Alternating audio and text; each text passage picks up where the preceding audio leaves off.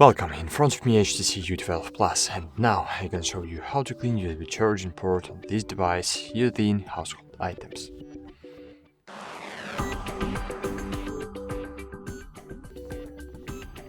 So I suggest to use an old toothbrush to not to just damage your USB charging port, because using metal objects you can damage your USB port. So using the toothbrush, just insert the one part of the brush to the connector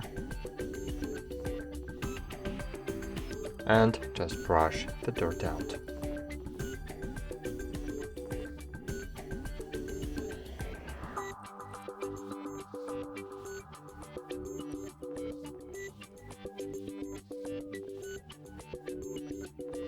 That's it.